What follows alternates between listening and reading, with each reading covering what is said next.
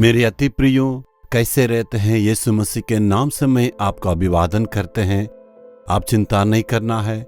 आप हमेशा ये सोचते हैं हम इतना कठिन परिश्रम करते हैं, जो आदर सम्मान मिलना है वो नहीं मिलता है। ऐसे सोच के बहुत लोग जो है चिंता का साथ रहते हैं।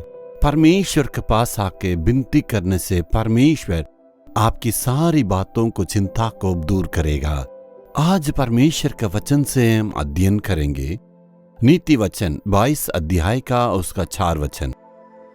नम्रता और यहोवा का भय मानने का फल धन, महिमा और जीवन होता है। एक मनुष्य के लिए जो जरूरत है आदर, सम्मान और धन, ये तीनों परमेश्वर की वचन हमें देता है। आपका धन आशीष का जरूरत है। पैसा के बिना आपके बच्चों को पढ़ा नहीं सकते हैं, आपका जीवन को आप निर्वाह नहीं कर सकते हैं। हमारे सारे जरूरतें पूरा नहीं होता है, इसलिए एक आमदनी की हमारे लिए जरूरत है। परमेश्वर हमें समृद्धि और पूरे जीवन में और आशीष के साथ रखना चाहता। कभी भी परमेश्वर आपको गरीबता में, कंगाल में वो रखना नहीं चाहता है। इसलिए यीशु मसीह इतना धनी होने के बावजूद भी वो कंगाल बना। हमारे गरीबता को मिटाने के लिए वो कंगाल बना है। इसका मतलब ये आशीष और आदर, जहां आप काम करते हैं, जहां घर में रहते हैं, वहां आपको आदर सम्मान नहीं मिलता है। जितने कठिन काम करने से भी सारे जगह में जहां काम करते हैं वहां आदर सम्मान नहीं मिलता। परमेश्वर कहता है, परमेश्वर वादा करता है, मैं ना केवल आशीष को दूंगा और महिमा को भी देता हूं और तंदुरुस्ती को, लंबे आयु को तुम्हें देता हूं, अनंत जीवन और पूरे आशीष को देता है। वो किसको देता है मालूम है? नम्र रहने वालों को, जो नम्रता में रहते हैं उनके लिए, और जो प्रभु का भय मानते हैं और घमंड में रहेंगे उनके लिए प्रभु दया नहीं करेगा।